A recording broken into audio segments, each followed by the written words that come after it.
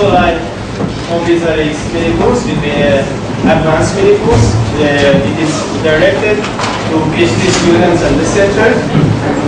So like on the mini course, I emphasize that you can ask the question, you can put your questions in the box, and we should discuss on the questions in our. Please do not put the questions about financial support. Thank you very much. Thank you so much. I want to start saying that from my childhood I was totally fascinated by all the books that I read about Brazil, and later I was amazed by all the mathematical papers that I read written by Brazilian mathematicians, so it's a great pleasure to be here, and certainly happy here. What I would like to do, I would like to popularize the fact that dynamical methods can be used and applied to study the dynamical property of a special class of dynamical systems called trace maps in order to understand the spectral properties of operators related to one-dimensional quasi-crystals, and therefore to give some insight and some understanding of the questions in mathematical physics. So before doing that, I want to motivate the question, and first of all I want to give some introduction to aperiodic tilings and quasi-crystals, and then we will introduce the class of mathematical one-dimensional quasi-crystals and operators related to those quasi-crystals. And finally, we will introduce today those trace maps, polynomial maps that we will study.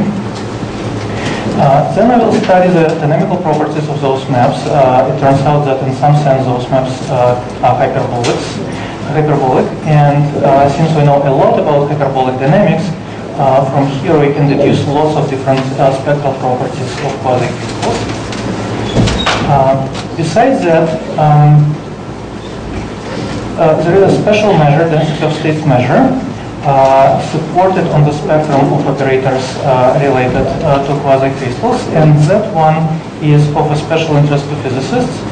And there is a deep relation between the measures of maximal entropy for trace maps that we will study and the density of states measures.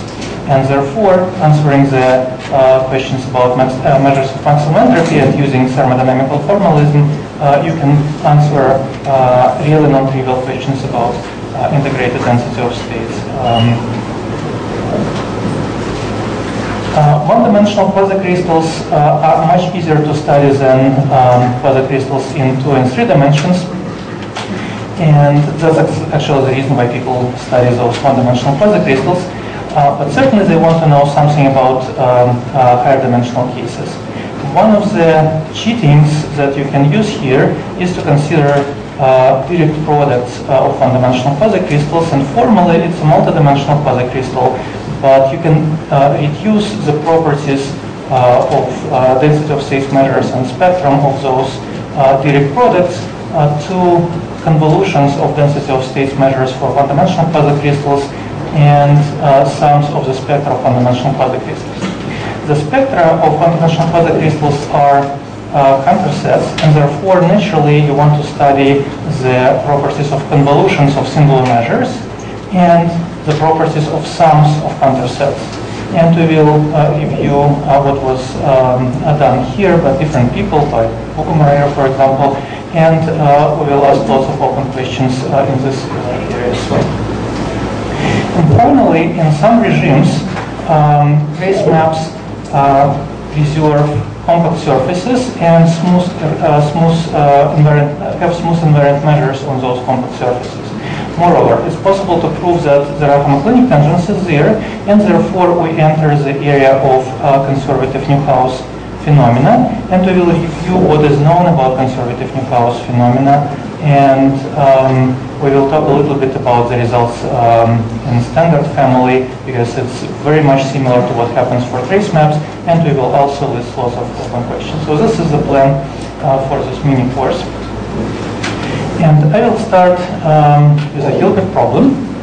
A Tins-Hilbert problem had several parts. For example, one of the parts was a question about the most economical packing of spheres into three-dimensional space. But the second part of the Hilbert's problem was the following. Is it possible to find a polyhedron such that it is not a fundamental region of the subgroup of motions of the space, but at the same time you can tile the space using only this polyhedron? The way Hilbert formulated that question was such that it looked like he believed that at least in two-dimensional ways the answer is definitely no. Certainly if you take the square, you can tile the two-dimensional plane with squares, but the square is a fundamental group of a fundamental region of a group of motions of the plane.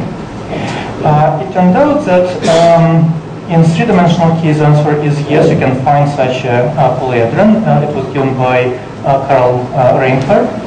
And later Henrik Hirsch showed that in two-dimensional case it's also possible. You can find a polyhedron, and it's not a very complicated example actually, such that you can tile the plane using this polyhedron, this tile, but at the same time it's not a fundamental region of any subgroup of the group of motions of the plane.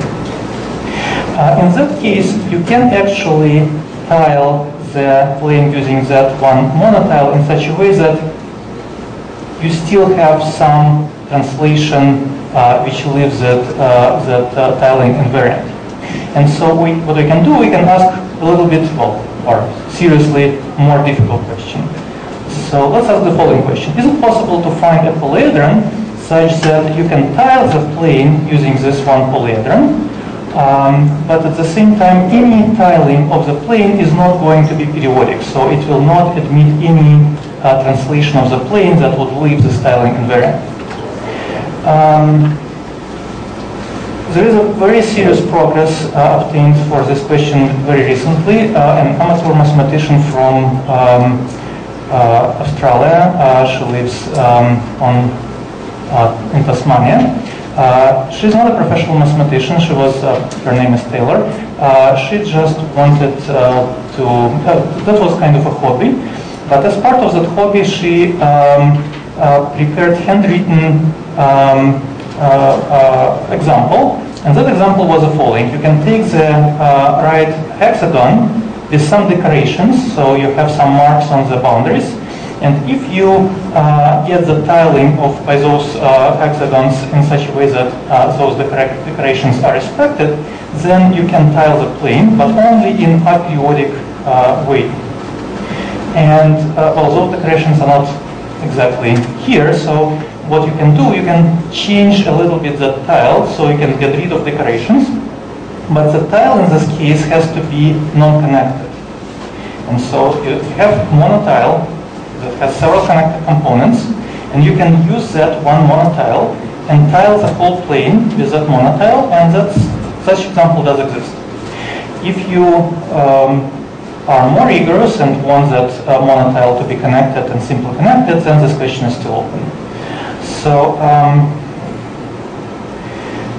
well, in principle, you can get a tiling of a plane which is not periodic. So one of the examples is the following substitution tiling, L tiling. So what you can do, you can take this tile and you can inflate it. So you just take a similarity with coefficient 2. You get larger tile, and you can easily see that this tile can be cut into 4 pieces that are congruent with the initial tile.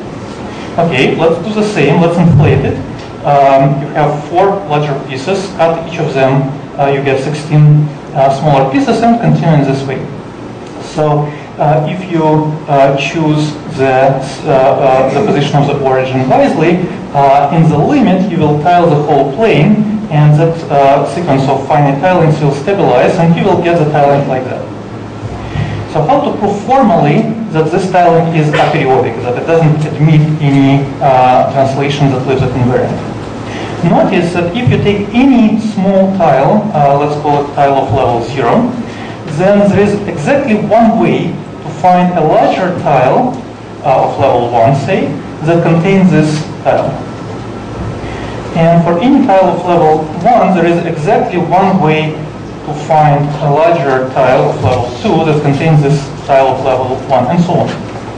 This means that if you have a translation that leaves the tiling invariant, then necessarily the translation must leave the tiling by tiles of level 1 invariant, and also it must leave the tiling by tiles of level 2 invariant, and so on. Notice that for any number d, for any length of the vector of translation, there is such a level of tiling that the sphere, the disk of radius d will be somewhere inside of the tile. Which means that if you take that tile of that level, then the shift by that translation vector will necessarily give you the tile that must overlap with the initial tile. And therefore there is no way the tiling by the tiles of that level would be invariant. And therefore this proves that this tiling is aperiodic. And there are many examples of this way. For example, this is a sphinx substitution tiling. You start with this tile, you inflate it, you split it into 4 pieces, and so on and so forth. The proof is verbatim the same as for previous one. Notice so that those tilings do not answer the question posted initially, because of course you can get a periodic tiling, but at the same time you can take this parallelogram and you can tile the plane with this tile periodically. So what we wanted, we wanted the tiling to be necessarily aperiodic. Doesn't matter how you locate those tiles. The next time this problem was considered in a little bit different fashion was in 1961, when Howland, mathematician, philosopher, and logician, considered the following problem. Let's consider the dominoes, and by the domino here we will mean squares of the same radius, of the same size, with colored edges. And you are not allowed to rotate those tiles, you are not allowed to flip those tiles, you just can get shapes of those tiles, and that's it. And the question is the following. You are given some set of those tiles, nowadays they are called blank tiles. Is it possible to tile the whole plane in such a way that when you have the same age for 2 different tilings, that the colors should coincide? Is it possible to tile the whole plane with those tilings or not? This is the domino problem. And we will say that a domino set is solvable if such a tiling does exist. So the question is whether for a given set of finite set of tiles the domino problem is solvable or not. And the question that one was trying to answer is whether the domino problem is decidable. In other words, is it possible to find an algorithm that for a given set of tiles would answer whether yes or no, whether you can or cannot tile the plane. And the idea that one had was the following. He conjectured that if for a given set of tiles you can tile the plane, then maybe in a different way you can tile the plane using those tiles periodically. And if this is true, if that was true, then the problem would be decidable, because for periodic tilings it is possible to find an algorithm that answers whether there is or there is no periodic tilings for a given set of tiles. It turned out that, and that was shown by Robert Berger, who was a student of Wang, that such algorithm does not exist. And logically it implies that there is, it should be a set of tiles such that you can tile the plane, but only in an aperiodic fashion, necessarily in non-periodic fashion. And he presented explicitly a set of more than 20,000 Wang tiles that had that property. Well, then people certainly tried to improve that result, and first of all himself improved that result and presented 104 tiles with that properties, and someone presented the set of 40 tiles. The best result, as far as I know, is by colleague who presented the set of 13 tiles. That's exactly the one that that is here. That has that property. All right. Actually, if you allow tiles of different shapes, you can do better than that. And Roger Penrose presented an example of tiling, which is necessarily an aperiodic tiling, where you use only 4 different tiles. So you can see here you have pentagon, rhombus, ship, and star. And you can get a tiling, nice tiling of the plane, which is not going to have any translation symmetries.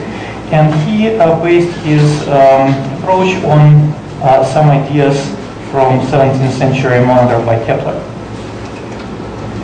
Later he improved that and showed that actually you can reduce the number of tiles to 2, and this is a famous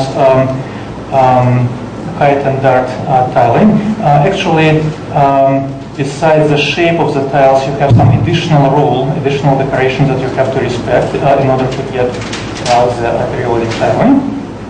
And another famous tiling is rhombus tiling. You have rhombi of 2 types, and once again you have some additional rule, and you get an aperiodic tiling of this form.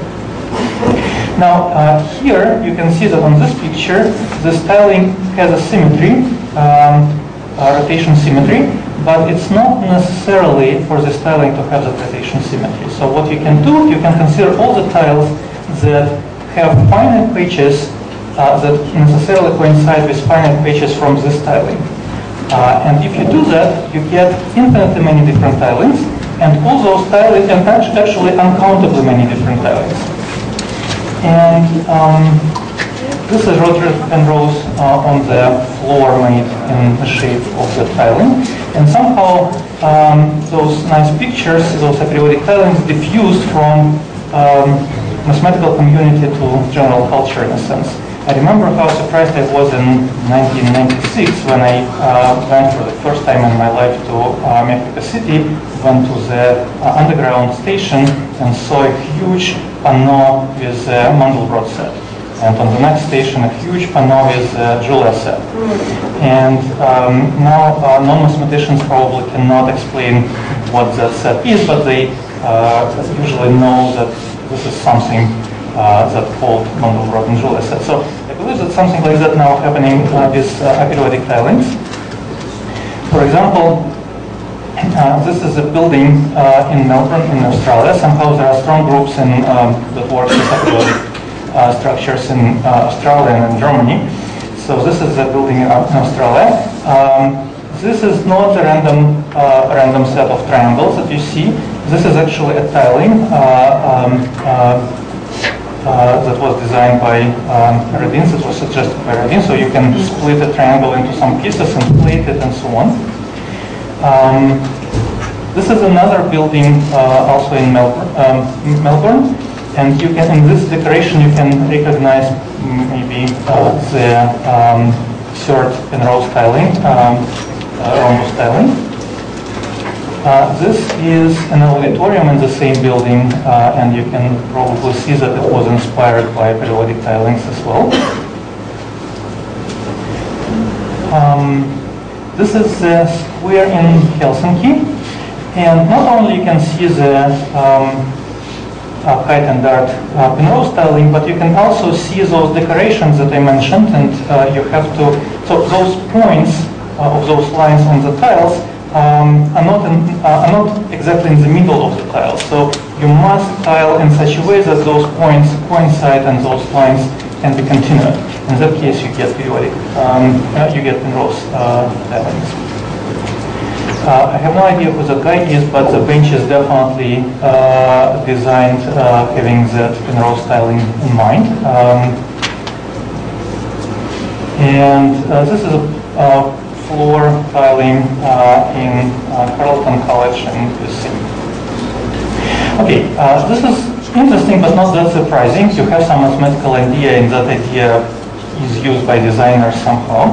What is surprising is that you can find a very similar tilings in architecture, mostly in Islamic architecture, starting with 15th century. So this is a part of the design from the shrine of Darby Imam in Iran.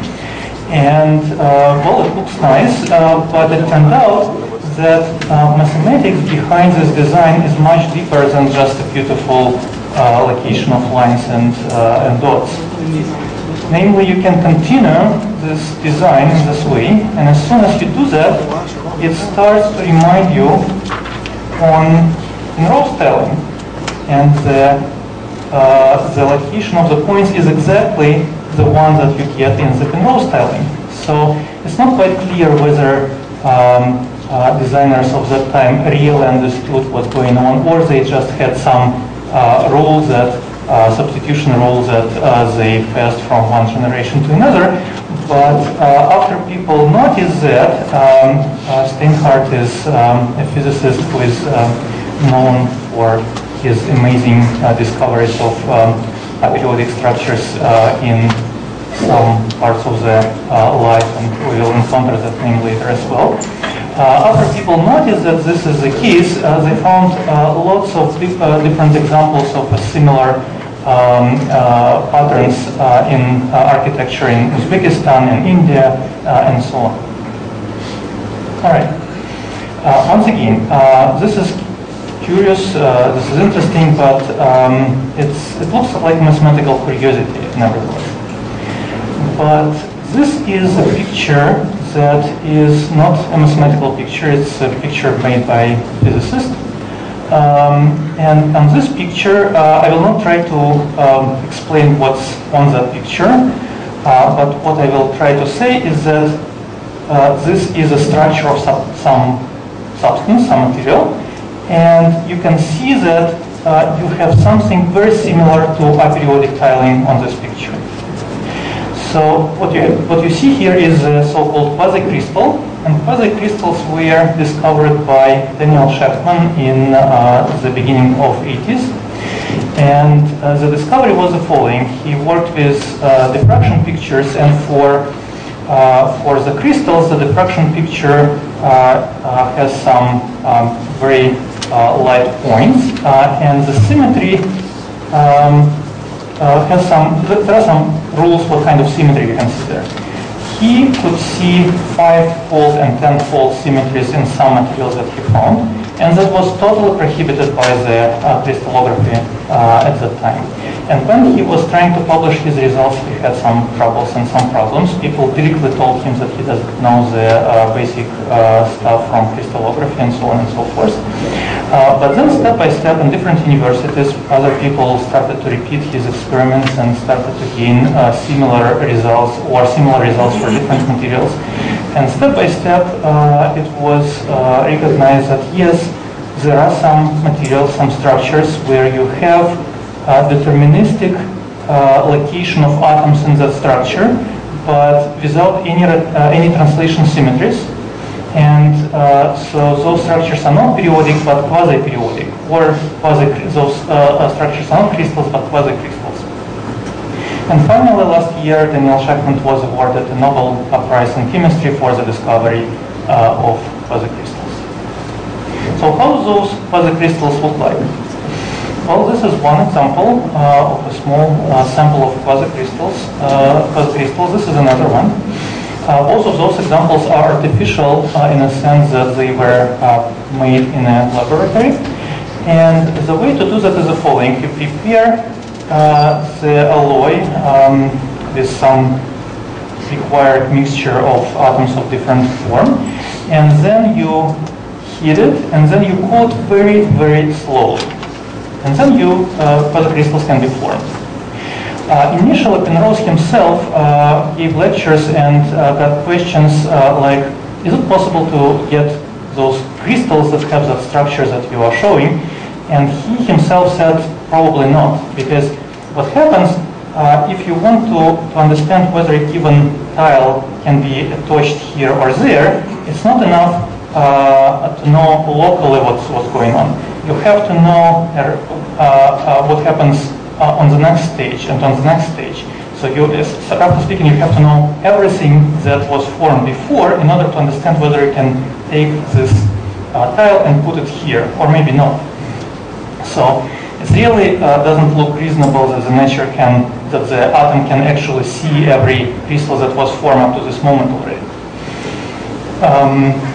Nevertheless, what was suggested by physicists and what is accepted by physicists as a theory right now is that, yes, you don't have a local rule, but you can adjust this rule to make it local in the following way. Suppose that you have some quasi-crystal, by quasi-crystal I mean some tiling, Ribeirão tiling made up to some point. First, let's fill all the tiles where you don't have any ambiguity. You just have to put the tile here or there, and there is no question what kind of tile should go there. And only after you fill all the places with this property, then you add some tile somewhere which is allowed. And then you do the same. And if you do that, then on the one hand it's a local rule. On the other hand, you do get a Penrose tiling in this way. And that explains why you have to cool the substance very slowly. You have to give some time for this process to happen. All right, nevertheless, this is a complicated process. And the natural question is, okay, you can do that in laboratory, but can you actually do that in the real life? Can you do that, can nature do that? Can you encounter quasi-crystals in nature? And people were searching for those quasi-crystals, and Paul Steinhardt was trying to find those samples. It's not easy because you cannot just take a stone, look at it and say it's quasi-crystals or not. So you have to do some experiments, and what they did, they searched tens of thousands of samples, and finally, after he contacted Luca Pinti, the crystallographer from Italy, and they worked with samples from the Museum of Natural History in Florence, they found one particular rock, and in this rock it was one particular piece, really small, which was a quasi-crystal. It was an almost detective story how they found out where that rock came from. It turned out that it came from Russia, and they finally found what exactly was the place where that rock was found. And they sent an expedition there, and just last year that expedition returned, and they claimed that they confirmed the result, and they found some other rocks with that property, with quasi-crystals there. And it actually, you can determine whether a given rock is, so they had two theories. One possibility was that that rock was actually formed during the volcanic activity and then was sent out to the surface of the Earth by some volcanic activity. Or the second theory was that it was out from outer space, and that was a meteorite that came to the Earth. There is a way to determine the age of the rock, and it turned out that the age of this rock is essentially older than the Earth, so it was definitely from outer space. All right. So as soon as we know that what we have is those aperiodic structures are related to some materials, so we want to construct a mathematical theory that would explain the behavior of those materials, for example, conductivity. Well, you can measure that in the, you can use experiments, but can you derive some properties just from the first principles? And this is the only natural example that people currently are aware of. So what you usually do in this case, you want to solve Schrödinger equation. So this is a general form of the time-dependent Schrödinger equation. Here psi is a wave function, an element of a Hilbert space. H is a Hamiltonian operator which is related to the total energy of the system. Well, I is I, and H is a reduced Planck constant divided by 2pi. So this is a linear equation, and in order to solve this equation, you need to exponentiate the operator, and in order to do that, you need to know the spectral properties of the operator. So we're interested in all the spectral properties of the operator that can help us to understand the transport of the wave packets with respect to this law. In order to do that, you need to explain what is the Hamiltonian that corresponds to a quasi-crystal. So usually Hamiltonian is the sum of Laplacian that corresponds to the kinetic energy, and a potential that corresponds to potential energy. I didn't say that. I just said that there is some operator, self-adjoint operator in the Hilbert space that is model dependent. It depends on the particular model that we study. And now I want to explain what that operator, what we can take as that operator for quasi-crystals. So we need to explain what is a Laplacian, and we want to take that Laplacian for, say, Penrose tiling, or better to say for the graph associated with the Penrose tiling. So you have a graph such that the edges are the edges of tiles and vertices are the vertices of tiles. So in general, if you have a graph, then you can define Laplacian in different ways. And one of them is the following. First of all, in our case, we have infinitely many vertices. So let's consider the Hilbert space of all real-valued functions on the set of those vertices, square summable. And the Laplacian, well, one of the reasonable definitions is the following. Just take a vertex. So you have a function. So in order to define the Laplacian, you need to define a different function. So you need to say what the value of that function at a given vertex. So you take that vertex, you take all the vertices that are adjacent, that are connected to that vertex by edges of that graph, and then you consider just the sum of those differences. That's one of the possibilities. Well, you can say, when you look at the Penrose tiling, so that what's the intuition? The intuition is that you put atoms of different kind to the in the shape of the Penrose tiling, and you can say, okay, the distances between different vertices can be different, so maybe it should be taken into account. Well, yes, you can do that. You can say that there is some weight function, so for different ages you have different weights. And then you form similar operator is the weight that corresponds to the distance between those vertices. And moreover, you can say that, well, what if you have vertices where a different number of edges are coming? Then you may want to divide it by the number of edges coming to the given vertex. So there are many different ways to define Laplacian, and some of them are physically more relevant, and so on and so forth. But in any case, it doesn't matter how you define it. This is a big question. What can you say about the spectrum of the Laplacian on the Penrose tiling? Almost nothing is known. It's a totally open question, and a little bit is known about existence of density of states. We will discuss it later. And essentially nothing is known, whether it's contains interval, whether it's contour set, whether really nothing is known. So physicists were trying to make computer experiments, but it turned out that if you change a little bit the model, if you change a little bit the parameter, everything can change. And also we will see why it can change later when we consider the square Fibonacci Hamiltonian. And this is a big question. All right. If you have a big...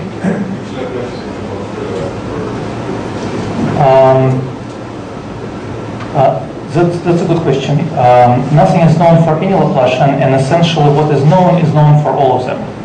So if someone can do something for any form, that most likely the methods can be transferred to some other methods as well. So currently there is only a hint that some people gave how that can be approached. The hint is spectral decimation. So in the works by Savoy and Daev, the method of spectral decimation was derived, which is roughly speaking the following. Suppose that you have a sequence of substitution graphs. If you have a sequence of substitution graphs, then you can ask what is the relation between the spectrum of a given graph and the sequence of the graph on the next step. So you have a sequence of finite graphs, so the spectrum is just a finite set. And it turns out that if you require lots of additional properties, lots of additional symmetries, then the spectrum of the next graph is going to be a pre-image of the spectrum on the previous step under some rational function. So there is a relation between holomorphic dynamics and this problem, probably in some sense, but unfortunately the list of the requirements, the list of additional conditions is so prohibitive that roughly speaking only the sequence of graphs that fills the Sierpinski triangle works for, satisfies all the conditions, and certainly not current is very far from the graph that satisfies those conditions. Nevertheless, probably there is some idea how to do that. It's really something you get from the L shape, the main shape. So what do you do with the spectral property after Let's suppose that you know. Say it again. Suppose that you know the answer of the big question. Yes. What do you do with the spectral property of the Laplace? Oh, well, if the answer to this big question is known, then you say that this is the spectrum of your operator, and then suppose that you have gaps in the spectrum, then you know that there are different restrictions for the waves to travel. Suppose that you can say that the spectral properties, suppose that the spectrum is absolutely continuous. Then you know that you have conductivity, that wave packets will travel, you will have ballistic transport. Suppose that you have pure point spectrums, and most likely you have localization, so the wave packet will stay somewhere and will not travel anywhere. Suppose that you have singular spectrums, then most likely you will have polynomial, so you will have animal transport. So the transport will be, you will have some transport, but the transport is not going to be ballistic, it will be sub-ballistic. And there are many relations between spectral properties and the statements about the solutions of the Schrödinger equation. For example, suppose that you know that the spectrum is a Cantor set, and you can estimate from either from above or from below the Hauser dimension of that spectrum. That gives you some estimates on the rate of the transport of the wave, and so on and so forth. So essentially everything that you can say about spectrum is interesting. For periodic tiling? For periodic, so suppose that you have periodic tiling, then the spectrum is a finite union of intervals, and the spectrum is absolutely continuous. So for crystals, you have conductivity. Right. Okay, if you cannot answer a big question, then you want to try to reduce the question to something simpler. So let's reduce the dimension. Let's try to understand what happens with one-dimensional quasicrystals. So first of all, what is a one-dimensional quasicrystal? Well, we need to tile the plane. Let's take two tiles. What is a tile? Tile is the interval. Maybe you have intervals of two different sizes.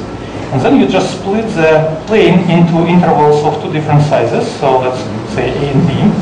Or we can code that sequence of A's and B's as a sequence of zeros and ones. So in order to give, describe the tiling of one-dimensional space, it's enough to give a sequence of zeros and ones. Okay? So what kind of sequences of zeros and ones should be treated as quasicrystals? Well, first of all, we could see that one of the natural ways to produce aperiodic tiling is substitution tiling, role substitution tiling. So let's try substitution sequences. So those that were studied most by physicists are the following. First of all, it's a Fibonacci substitution. You take the set of all the finite words of zeros and ones, and instead of 0, you substitute 0, 1, and instead of 1, you substitute 0. So for example, you start with 0, you substitute 0 with 0, 1, due to this rule. Now you substitute 0 with 0, 1, and 1 with 0. This is the next sequence that you have. Then you substitute 0 with 0, 1, 1 with 0, 0 with 0, 1, you get this sequence, and so on. Notice that the length of this sequence, for example, is the sum of the lengths of those two sequences. And that happens on each stage. And that's why it's called Fibonacci substitution, because the lengths form the Fibonacci sequence. And notice also that the first part of the sequence stabilizes. So if I know that at some point I got 0, 1, 0, then all other sequences that I will get will start with 0, 1, 0. Which means that I can take the limit. And the limit will be called Fibonacci substitution sequence. And that's what you can take. That's what you can take as the tiling. Well, you can say that it only gives half of the sequence. You need a second half. First of all, we will see very soon how you can naturally send it to the left as well. And secondly, what you can do, you can just say, okay, we have this half of the sequence, and we have finite patches, finite intervals. So let's consider any sequence of zeros and ones that have exactly the same set of finite intervals as a given sequence. That's good enough. Another substitution rule that was considered is Sumor sequence. So this is a substitution, and it's known to be interesting because of many different reasons. For example, it doesn't have any finite sequence that would be repeated 3 times in a row. Another sequence substitution that we can consider is period doubling substitution, like this, and that's the sequence that you will generate. So those are the sequences that physicists consider most often. Okay, now you want to turn that sequence into an operator. You want to associate some operator to that sequence. Another class of sequences. So the first, just one step back. So the first idea was to consider substitution sequences. Another idea is to consider sequences with respect to complexity. So roughly speaking, we want to consider sequences that are almost periodic but still not periodic. One of the ways to explain what it means is to consider the complexity function. Namely, let's take any n, for example, n equal to 10. And let's, for a given sequence, consider all the finite sequences of the length 10 that you can encounter in that sequence. And let's count how many different sequences of the length 10 you will find. That will be p of 10. If you have a random sequence of zeros and ones, then most likely for each n, you will have 2 to the power n different sequences of zeros and ones. If you have periodic sequence of period k, then you will have not more than k different sequences if n is larger than k. If you have periodic sequence and smash periodicity in a finite set of points, when you get eventual periodic sequence, you still get that complexity function to be bounded. And it turns out that a sequence is aperiodic, that is not eventually periodic, if and only if this complexity function is at least n plus 1 for each natural n.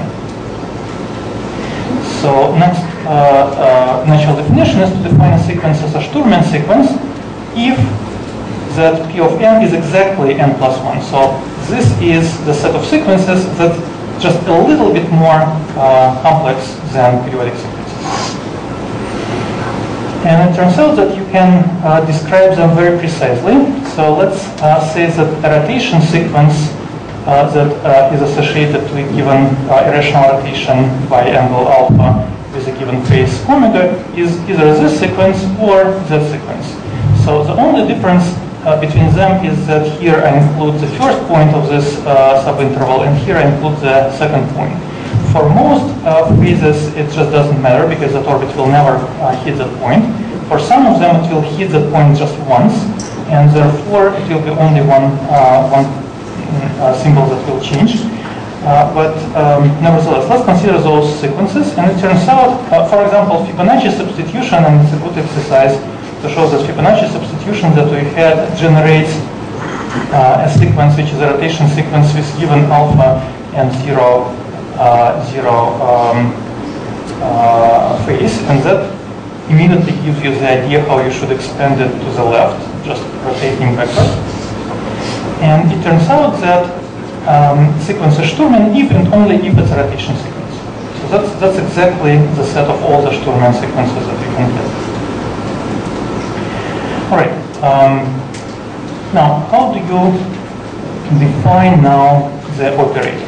First of all, I will take any, let's define the Hamiltonian that is associated to Fibonacci substitution sequence.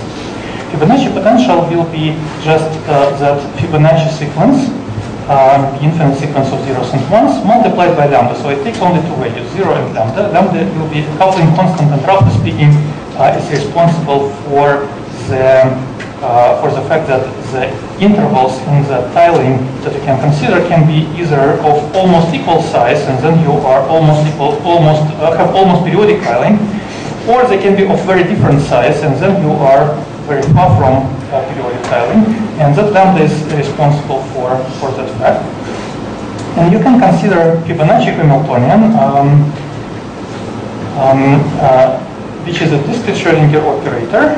So you have an operator from Hilbert space to Hilbert space, defined in this way. So what do you have here? This is an analog of Laplacian, and this is a potential multiplied by function, and by the potential we will take exactly this Fibonacci potential. You can say that you have to take, so when you take the Laplacian, you have to take this guy minus 2u of n, but you can incorporate that into the potential. Right?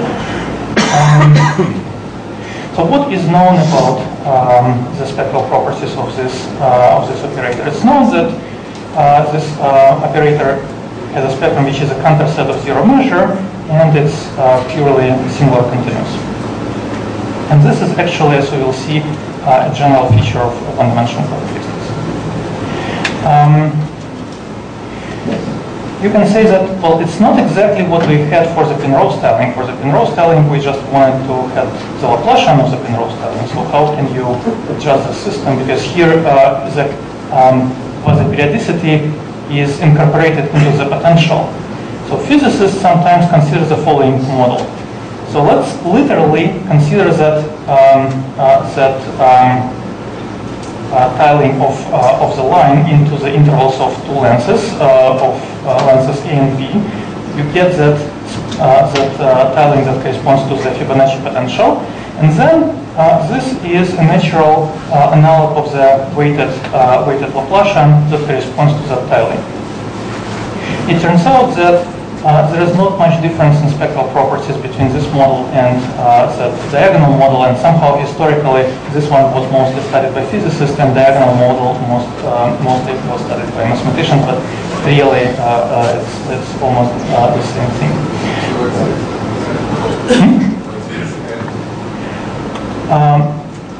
We have that sequence of A's and B's. We have that sequence of lenses of the tiles.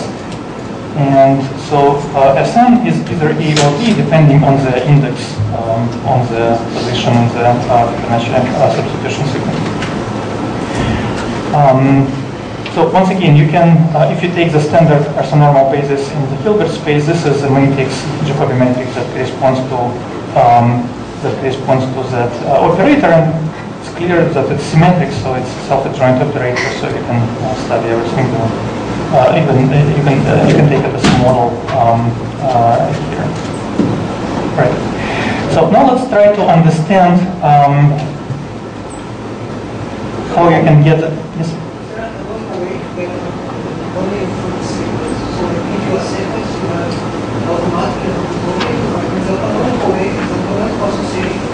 Well, for any sequence, you get Hamiltonian. So here I take a sequence which is a Fibonacci sequence, but for any sequence, you immediately get. Okay.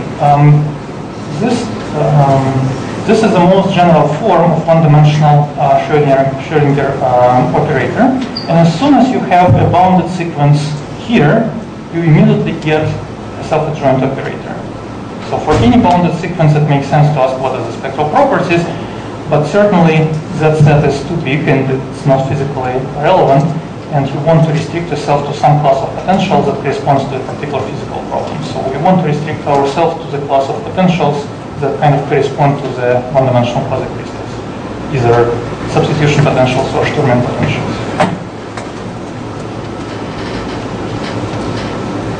So I promised to show that there is a connection. Well, I guess it's a good moment to stop then, and next time I will show how those potentials give you the simple polynomial dynamical systems, and we will study the properties of the dynamical systems.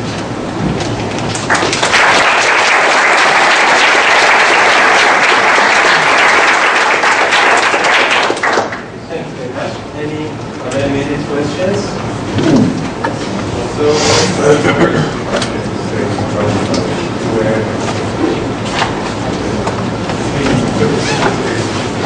Okay, so what I'm aware of, for example, you want the complexity function to be bounded by not n plus 1, but n plus k for a fixed k.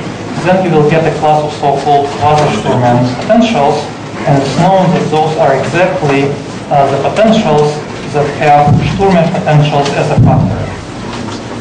For example, probably there are some results for other classes, but I'm just not aware of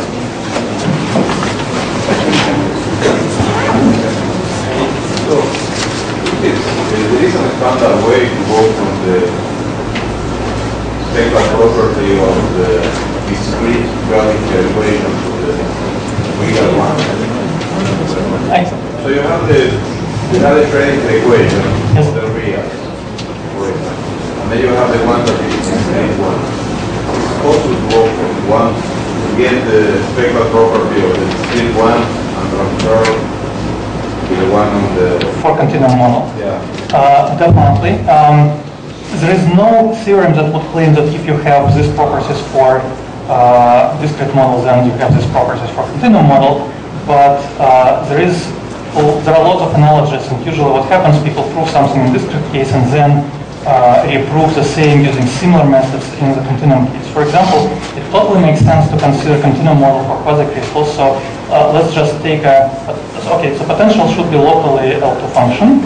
And what you want to do, you want to split the line into just equal intervals, and on each interval you get a function of its own type. And the location of those functions will be with respect to the Fibonacci sequence. That is what people consider in this case. Spectrum is definitely different because it will go to infinity. It's not going to be a compact set anymore, but it's also going to be a counter set. But depending on the form of the bumps, you can get a little bit different results. So people consider it delta functions here. They consider so. Okay, briefly the answer is yes. There are relations. Yes, people study those, and yes, is the results are similar.